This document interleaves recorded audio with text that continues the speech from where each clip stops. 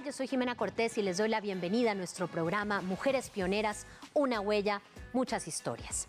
Hoy tenemos a una mujer llena de tenacidad y valentía.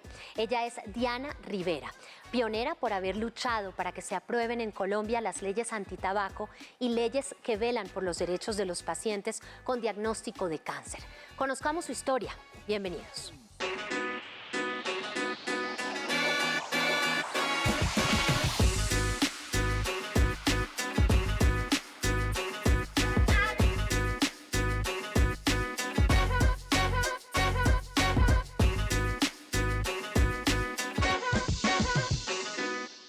Diana, gracias por acompañarnos aquí en Mujeres Pioneras, una huella, muchas historias. Me da mucha alegría tenerte incluida en esta lista de mujeres en esta nueva temporada del programa, inspirándonos, contándonos sus historias de vida y sus luchas también profesionales, que finalmente son las que han llevado a cada mujer a estar aquí, a ser parte de esta prestigiosa lista. Bienvenida.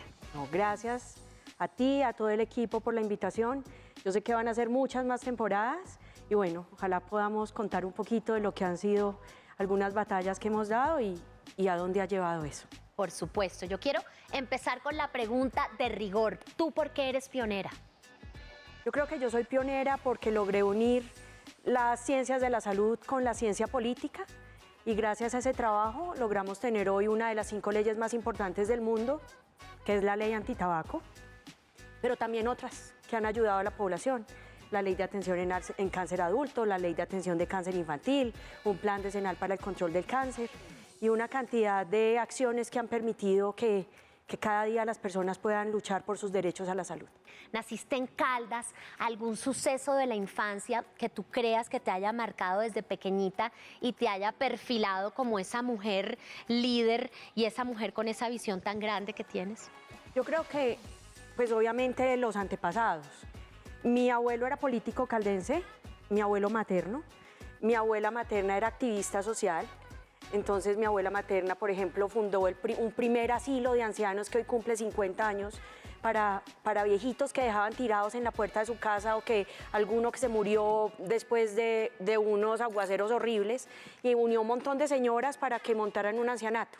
Y mi abuelo al mismo tiempo, mientras que hacía política y alcalde, concejal, diputado, hacía todo como por el bienestar de estas personas, y al ver como a toda la familia unida en esto, pues eso hace que tú tengas esa vocación por ayudar a las personas. Yo desde chiquita quería ser bacterióloga, sí, porque también por la rama de mi papá había habido un bacteriólogo muy importante, de hecho financiado por Fundación Rockefeller, fue quien fundó todo lo que era el programa de vacunas contra todo lo que era mordeduras de culebras en el país, y yo quería ser bacterióloga, yo quería ver lo que otros no veían y me parecía fascinante ese mundo debajo del microscopio. Entonces desde chiquita lo quise ser. Yo estudié y me gradué muy joven, o sea, a los 16 años ya estaba en una universidad con una idea clara que quería ser bacterióloga, pero que no iba a ejercer ese laboratorio clínico que dices, sino que iba a hacer políticas para la gente. Entonces me gradúo, les cuento, y empiezo a estudiar en la universidad y me graduó muy chiquita, era la más chiquita de todos mis compañeros. ¿Qué pasó cuando hiciste el rural? ¿Qué te marcó? Durante todo lo que es la carrera, obviamente vengo con esa idea de hacer políticas, pero cuando llego a 9º semestre de universidad, encuentro otro mundo maravilloso que era la microbiología industrial. Y yo dije, no, esto es lo que yo quiero hacer en la vida. Yo quiero es trabajar en alimentos, yo quiero trabajar en Suiza. O sea, yo quiero trabajar es en una fábrica grande a nivel mundial que haga productos alimenticios. Entonces me voy a ir a hacer un rural de 6 meses. Un rural donde no son 6 meses, es rápido, cumplo con lo que me dice el Estado que tengo que cumplir. Y me salió un rural en Cravo Norte, en Arauca. Me fui para Cravo Norte en una época en que estaban entrando los paramilitares, en que había un problema y un conflicto con ELN, matan al director del hospital y al otro día me entregan las llaves del hospital y me dicen, usted ahora es la directora. 19 años. Bueno, y uno dice, ¿aquí uno qué hace? O sea, tengo que dirigir un hospital. Y empieza todo este conflicto, porque había conflicto de que te avisaban que iba a haber toma guerrillera, pero además era un pueblo que tiene vocación petrolera, entonces tenía una cantidad de trabajadoras sexuales que venían y les tenías que hacer y autorizar su trabajo. Y hay una epidemia en que empieza a haber mucha hepatitis y mucha malaria. no habían medicamentos, no te llegaba nada para hacer pruebas en Cravo Norte. Y es cuando yo digo, oiga, esto no hay derecho. Se logra sacar adelante eso con muchas dificultades porque también teníamos que ir río abajo atendiendo población indígena. Cuando termino el rural de 6 meses, no llega el reemplazo, porque yo terminaba un 31 de diciembre y ¿qué reemplazo te va a llegar? ¿Y cómo vas a dejar un pueblo tirado sin director de hospital, sin bacteriólogo, sin nadie?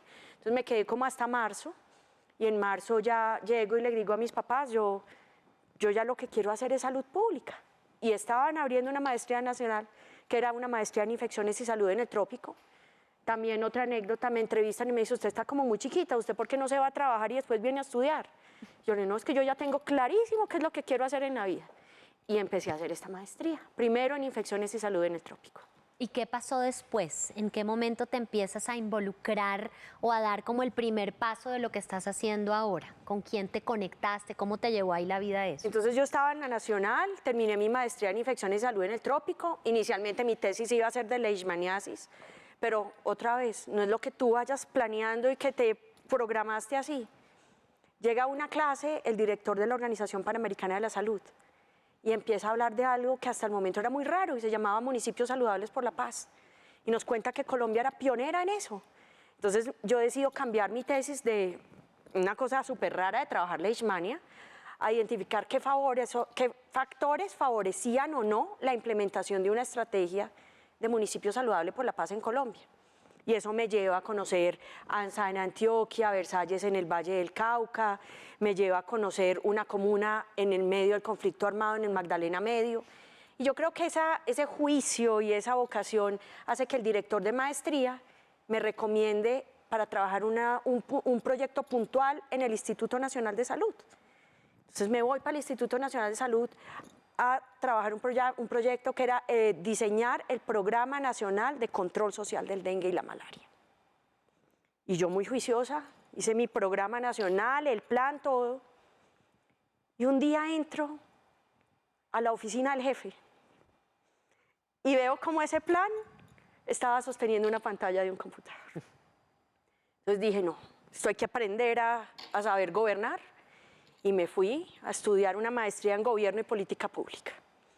Y estando haciendo mi maestría, me gradué, me llaman del Instituto Nacional de Cancerología, que querían hacer un grupo, que era el grupo de Política, Legislación y Movilización Social, porque el cáncer se controla desde lo político.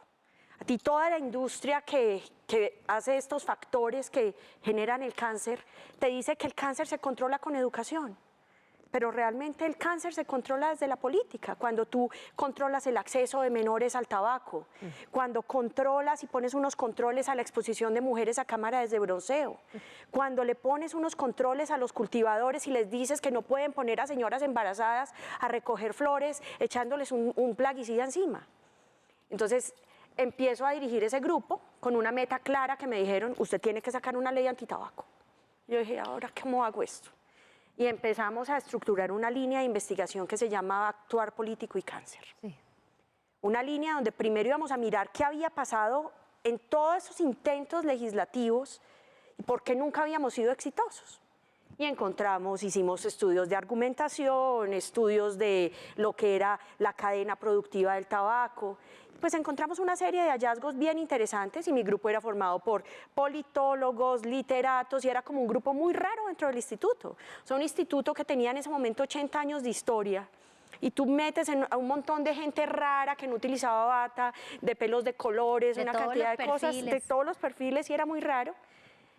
Y después de muchos intentos, esto fue en el año 2004 cuando empiezo, en el año 2009 logramos sacar uno de los logros que yo digo que es la resolución de ambientes libres de humo, sí. Que es cuando le decimos a la gente, usted tiene derecho, ¿usted por qué tiene que salirse de un restaurante? Importantísima. O sea, si éramos en ese momento 42 millones de colombianos y solamente 38 éramos no fumadores y 4 fumadores, ¿por qué tienes que estar en un teatro aguantándote a que te fumen encima? ¿O por qué te tenían que fumar en un restaurante o en una discoteca? Y sacamos esa resolución, que fue el primer paso, y empezamos a trabajar hasta que al año siguiente logramos tener la ley 1335 del 2010, que es la ley de atención integral del control de tabaco, que hoy en día sigue siendo una de las 5 leyes más importantes del mundo, con unas luchas muy duras con las tabacaleras, pero lo logramos. Pero yo quiero saber, pues una pregunta, como mujer y tan joven, en el 2009 llega ese primer logro después de tanto trabajo, ¿qué sentiste? Yo creo que era la satisfacción de finalmente lo logramos, o sea, era encontrar que, claro, todo el tiempo en esa argumentación que hacíamos desde salud, mostrábamos muertos, y los muertos son muy importantes. Las tasas de mortalidad, para quien estudió salud pública como yo, que soy salubrista, las tasas de mortalidad son importantes. Pero cuando dijimos, oiga, nosotros tenemos una ley que es la ley 9ª del 79, y esta ley protege a los trabajadores. No pensemos solamente en los enfermos, pensemos en ese mesero, en esa persona que está en la cocina, en ese administrador, y protejámoslo. Entonces, cuando logramos tener esa resolución, que fue un hit y además con unas encuestas de opinión a favor impresionantes, pues tú sientes como esa alegría. Y cuando al año siguiente logramos tener esa ley, yo te digo que verá sentada en las barras del Congreso, de ese salón elíptico, diciéndole al jefe por teléfono, ya pasó tal, ya pasó la prohibición de venta al menudeo, ya pasó la prohibición de publicidad, promoción y patrocinio, ya pasó nuevamente los espacios libres de humo, ya pasó el plan, o sea, escribiéndole, la satisfacción era inmensa. Es que hiciste historia.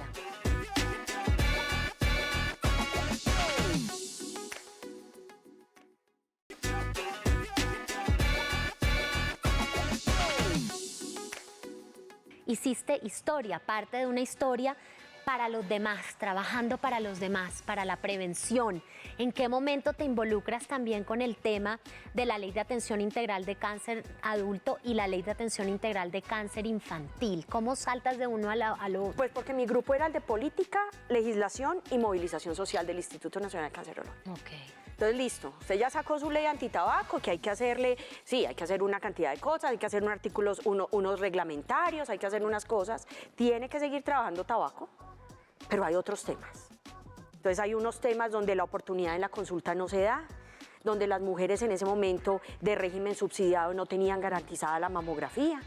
Hay una cantidad de temas que hacían que las personas se estuvieran muriendo, que las mujeres con cáncer de cuello uterino cada vez fueran más, sabiendo que es un cáncer 100% prevenible.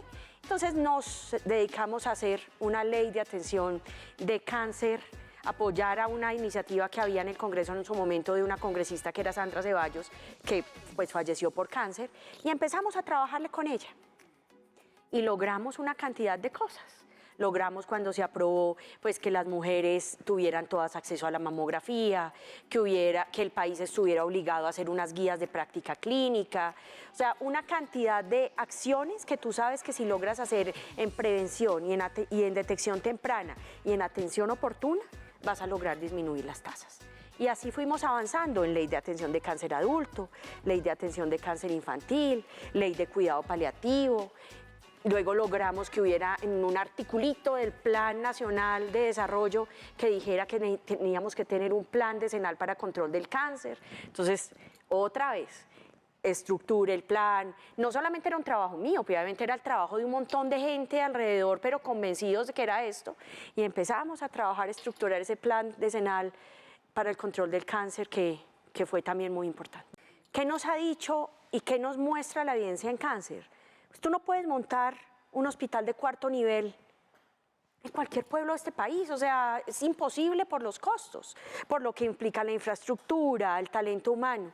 Entonces, ¿qué haces? Tú estás en el Chocó, en el Guaviare, en el Baupés, en cualquier parte apartada de este país, haces parte de ese CISBEN. Tu EPS de régimen subsidiado te dice, tiene una cita en el instituto, le autorizamos el Instituto Nacional de Cancerología en Bogotá. Las personas ahí mismo se desesperan. ¿Yo de dónde voy a sacar la plata? ¿Cómo voy a hacer para llegar allá? No sé ni qué me espera, nunca he ido a Bogotá. Lo primero que nosotros hemos hecho desde la fundación que dirijo es educarlas. O sea, a ti la ley te dice que si a ti te están enviando a un tratamiento a tantos kilómetros lejos de tu ciudad de origen, a ti te tienen que pagar ese transporte y ese albergue. Muchas EPS lo hacen, incluso muchas IPS, estos hospitales, tienen contrato con los albergues. pero las personas se desesperan y no saben, y yo creo que por eso han venido una serie de organizaciones como la que yo dirijo a decirle a la persona que llegó acá hoy, una señora que viene desde La Guajira, y le dicen el médico: señora, a usted le tengo que hacer más exámenes, pero por lo menos su tratamiento va a ser de tantos meses, usted se va a tener que quedar acá. Una señora que tiene 10 muchachitos esperándola. Por lo menos le damos la mano, le decimos, bueno, organicemos lo del albergue, organicemos lo del transporte, espere tranquila, y le vamos orientando para que no abandone. Porque también llega y no tiene los elementos de vestuario, o no tiene los elementos de aseo, o no tiene la autorización para X o Y cosa. Entonces le ayudamos con todo este proceso para que no abandone y pueda estar ahí, igual para los señores. Pero sí existe un desconocimiento, a veces hay mucho miedo, por ejemplo, de hacer garantía de los derechos. A veces le decimos, venga, muéstreme, hace 4 meses estoy esperando que me autoricen la orden para una cita que tengo urgente para la biopsia. Venga, hagamos esto, pongamos la queja en la Supersalud. Ven, a la gente le da mucho miedo. A la gente le da miedo pensar que si vamos y ponemos a nombre suyo una queja en la Superintendencia Nacional de Salud, entonces la EPS lo va a meter en una lista negra y eso va a hacer que le aplacen sus tratamientos más. Entonces está luchando por su vida, está luchando por salir adelante y les da mucho miedo, y eso es otra de las cosas que hacemos. Los convencemos que buscar la garantía de su derecho no tiene por qué ser algo tenebroso. ¿Y cómo se financia esta fundación? ¿De dónde sacan los recursos? ¿Cómo se conectan ustedes también con el sistema de salud de nuestro país? Nosotros estamos dentro de los centros oncológicos, sí, no por fuera. O sea, tú de pronto encuentras muchas asociaciones, fundaciones, organizaciones que están por fuera y lo que hacen es que encontraron al señor con el diagnóstico tal y el señor se dirige a ellos para que lo apoyen en actividades puntuales. Nosotros estamos dentro del centro oncológico buscando que ese paciente que llegó hoy del Meta, sí, y que llegó y le dijeron, uy, no lo puedo atender, no hay contrato con la EPS. No. O sea, un señor que ha llevado 7 horas para poder llegar acá, pues le apoyamos y le pagamos ese transporte, pero obviamente ha pasado por un proceso de trabajo social. Los pacientes llegan a trabajo social de los centros oncológicos en los cuales tenemos presencia. Allí, que hacemos parte de los sistemas de calidad, nos mandan una orden electrónica y nosotros inmediatamente le damos esa ayuda. ¿Cómo nos financiamos? Con actividades como un torneo de golf. La semana pasada tuvimos nuestro torneo de tejo, que fue fantástico. Yo creo que fue el primero, que además como que no se imaginaban que uno hiciera un torneo de tejo para financiar una causa como esta. Tenemos diseñadores de moda aliados, entonces nos apoyan, diseñan cápsulas especiales para apoyar a los pacientes con cáncer, con donaciones en especie. Obviamente tenemos una política de donaciones que no se nos vaya a filtrar nada que sea ilícito. Y tenemos un código de buen gobierno. Nosotros no recibimos financiación de industrias que generan cáncer. Y cumplimos con todo lo que es la ley estatutaria en salud, que tampoco permite que los grupos reciban dinero de farmacéuticas para promover que un medicamento puntual entre al sistema. Nosotros hacemos actividades con farmacéuticas de educación, pero nunca promovemos medicamentos, es algo que no. Y una característica nuestra es que un paciente llega y tú le das la ayuda hoy, puede ser que vuelva 1 vez, 2 veces, 3 veces, 5 veces, las veces que te lo remita Trabajo Social, pero nunca los pacientes beneficiarios de nuestra fundación tendrán que ir a marchar, tendrán que asistir a carreras, tendrán que sacar carteleras, y nunca nuestra base de datos se la damos a nadie. Es una base de datos donde sabemos cómo se llama, qué localización de cáncer tiene, de dónde viene, cuál es su edad, qué le hemos dado, porque tenemos toda la información, pero eso no se lo damos a nadie. Me ha quedado esto bien claro. La principal acción es la prevención, la información, y eso es lo clave de toda la gestión que tú has hecho. Pues mira, el 40% de los cánceres se previene y el 40% se cura cuando se detecta a tiempo. Desafortunadamente tenemos ese 20% de los que van a fallecer, que llegaron a estadios avanzados, una cantidad de factores. Pero cuando tú tienes puedes jugar con ese 40 de estos que se previenen y ese 40 de estos que se curan, la situación puede cambiar. Hoy en día cada familia tiene a alguien cercano con cáncer. alguien cercano, un amigo, el primo del amigo, alguien, conocen a alguien. Pero si no hacemos, si no cumplimos con las políticas, en el 2030 en cada familia va a haber alguien con cáncer.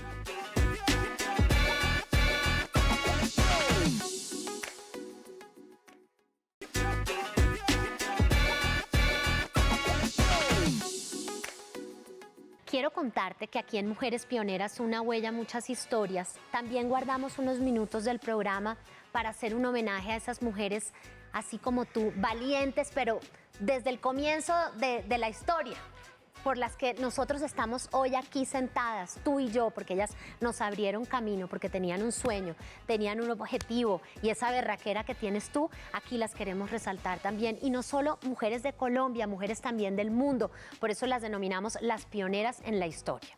Y te voy a contar y a leer un poquito de quién es la pionera de hoy, quién se trata la pionera de hoy. Es Aspasia de Mileto. Ella fue una destacada matrona griega y pionera en la obstetricia que vivió en el siglo IV a.C. Ella atendía a mujeres embarazadas. Desarrolló un sistema innovador para rotar a los bebés que venían de nalgas y puso en práctica una técnica para extraer miomas uterinos, sorprendentemente parecida a la que usan hoy en día. ¿Cómo te parece la historia de Aspasia de Mileto? No, pues imagínate. O sea, si no fuera por ella, yo creo que es una de las madres de la obstetricia, con lo que me estás diciendo, o sea, Sí. rotar bebés, o sea, impresionante. Qué maravillosas somos las mujeres. Sí. Bueno, ya para finalizar, yo tengo ya un par de preguntas y oyéndote con esa pasión, con esa convicción y también te siento con ese orgullo de lo que se ha logrado hasta ahora, quisiera saber con qué más sueñas tú, cuál es la próxima meta en esta lucha de la pedagogía, de defender los derechos y las leyes de las personas que están diagnosticadas con cáncer. ¿Cuál es tu próximo objetivo? Bueno, yo tengo muchos sueños. Pues el primero, ojalá que todo el mundo tuviera oportunidad para una consulta a tiempo, que no tuvieran que luchar tanto, porque pues obviamente tenemos que poner una cantidad de acciones populares, una cantidad de cosas para que las personas puedan garantizar sus derechos. Yo tengo un sueño muy grande y es que yo quisiera poder tener algo que se llama un hospicio. Un hospicio porque nosotros tenemos una pirámide poblacional donde cada vez tenemos más personas viejas y menos personas jóvenes. Estas personas que están envejeciendo y que no tienen familia y no tiene quien los cuide, deberían tener un lugar digno donde poder llegar a tener su final de vida, donde estas personas que están en la etapa final de su vida pudieran tener una mano amiga, alguien que les ayude en el baño, alguien que les acompañe a su tratamiento, alguien que les pase un vaso con agua. Hoy en día, obviamente, hay algunos intentos de tener hospicios, pero ojalá que nosotros pudiéramos tener hospicios en cada lugar de este país para que las personas no tengan que morir solas, abandonadas, muriendo del dolor, sin que alguien les dé una mano y sin estar sufriendo, porque eso es lo que yo sueño. Yo sí sueño con que tengamos hospicios en este país donde le des dignidad y calidad de vida y una muerte digna a las personas. Maravilloso. Y ya para finalizar, Diana, usar estas cámaras y este espacio, porque finalmente el objetivo también de este espacio es hacer un homenaje a nuestra pionera, pero también servir, dejar un mensaje de aliento y también de información a quienes nos están viendo. Entonces, si hay algún paciente de cáncer que nos está viendo en este momento, o que tenga sospechas, o que esté en estadios de inicio, que todavía hay tanto que hacer, ¿qué les dirías? Bueno, yo ¿qué quiero decir? Quiero decirle a estas señoras que le dijeron, usted se tiene que hacer una quimio, usted se tiene que hacer una radio, una cirugía, no solo a las señoras, a los señores y a las señoras, hágalo. Porque a veces llegan a un tratamiento y les dicen ya no hay nada que hacer. Pero cuando hay algo que hacer, cuando hay esperanza, puedes lograrlo. Entonces, no le teman al tratamiento. Que hay que lucharla, hay que lucharla. Que hay que poner una tutela, un derecho de petición, lo ponemos. Pero no le teman a ese tratamiento que le están ofreciendo. te quiero dar las gracias primero por sacar este ratito, porque tú eres una mujer sumamente ocupada, pero por sacar este tiempo, no para venir a una entrevista, sino porque te estamos haciendo un homenaje por todo lo que tú has hecho. Genuinamente has estado en una lucha, preparándote como hormiguita, juiciosa, estudiando, capacitándote, aliándote con personas que te han ayudado también y has tenido estos logros tan significativos y tan importantes para nosotros como sociedad. Yo te quiero dar las gracias y tú eres una mujer pionera. No, gracias a ustedes porque es contar la historia, es contar lo que hemos hecho y hay mucha gente que viene detrás y hay muchas mujeres que vienen detrás y les estamos abriendo el camino, como dijiste tú. Esta señora Aspasia nos abrió el camino a que estemos aquí, porque ha sido una lucha de mujeres y bueno, que podamos poner un granito de arena. Muchísimas gracias. Me despido también con todo el cariño de nuestros televidentes de Canal Institucional que nos ven cada viernes a las 8 de la noche aquí por la pantalla y también de todos los que nos escuchan en nuestra versión podcast a través de la página de Radio Nacional de Colombia y no me olvido, por supuesto, de los que nos ven por el Facebook de RTVC. Mi nombre es Jimena Cortés, esto es Mujeres Pioneras, una huella, muchas historias. Recuerden, tenemos una cita la próxima semana con otra gran pionera. Hasta pronto.